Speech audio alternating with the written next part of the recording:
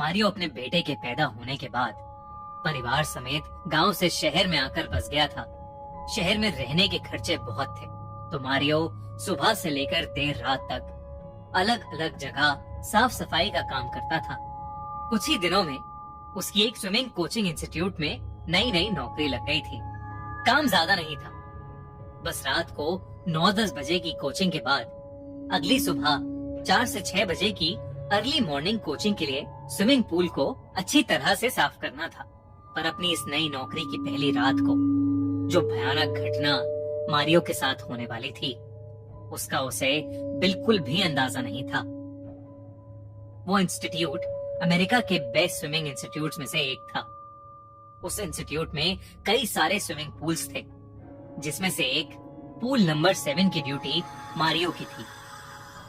अपनी नौकरी के पहले दिन मारियो अपने टाइम से भी पहले पहुंच गया और कोचिंग खत्म होने का वेट करने लगा।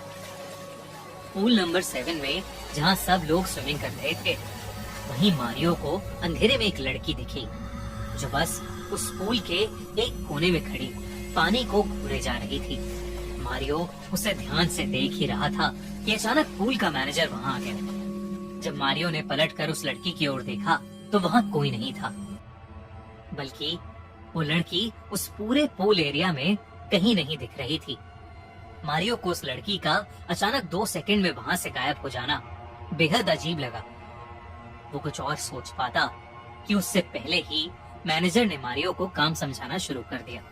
कुछ देर में कोचिंग खत्म हो गई और मारियो ने पूल की सफाई करना शुरू कर दी। रात के करीब 12 बज रहे थे और उसके अलावा उस पूल एरिया में कोई भी नहीं था। मारियो जब सफाई करते करते थक कर पूल के दूसरे कोने तक पहुंचा तो उसे दरवाजे के पास एक परछाई दिखी। उस वक्त वहां किसी और का भी होना थोड़ा अजीब था। उसने जोर से आवाज देकर पूछा कि वहां कौन है, पर उसे कोई जवाब नहीं मिला। मारियो फिर से और जोर से आवाज लगाने लगा, कौन है, कौन है वहां? जब उसे कोई जवाब नहीं आया तो वो अपना काम छोड़कर दरवाजे के पास जाने लगा। जैसे ही वो नजदीक पहुंचा, वही लड़की जिसे उसने कुछ देर पहले पूल के पास खड़े देखा था, उस दरवाजे के पीछे से निकलकर बाहर की ओर भागी। मारियो भी उसके पीछे पीछे दौड़ा, लेकिन वो लड़की न जाने कहां गायब हो गई। बाहर बैठा गार्ड अपनी नींद पूरी कर रहा था। मारियो उसके पास गया और उसे नींद से जगाकर उस लड़की के बारे में बताने लगा। गार्ड भी हड़बड़ी में उठा और वो दोनों उस लड़की को पूरे इंस्टीट्यूट में ढूंढने लगे, पर वो कहीं नहीं मिली।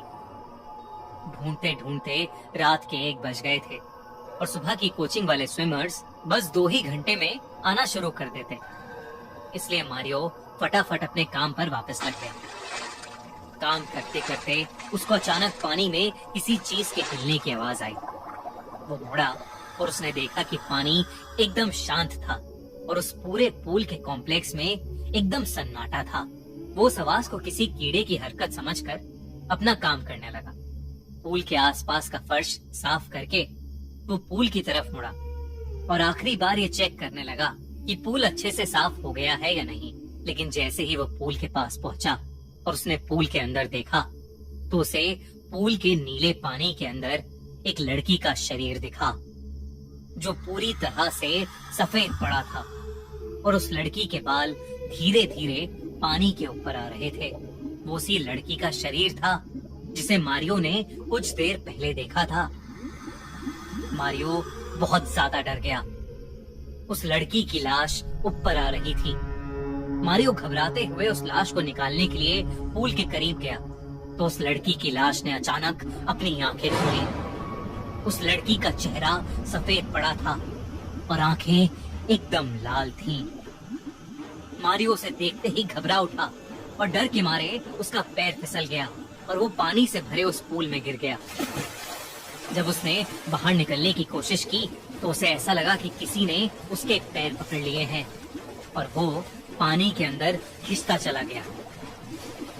मारियो खूब जोर से चिल्लाने लगा और उसके चिल्लाने का कोई असर नहीं हो रहा था और वो पानी के अंदर डूबता जा रहा था। अब पानी मारियो के मुंह और नाक में जाने लगा था। मारियो की आंखों के सामने अंधेरा छाने लगा था और धीरे धीरे उसकी आंखें बंद हो गईं। उसकी आंखें खुली तो उसके सामने वही लड़की थी जिसका शरीर पानी में पड़ा था।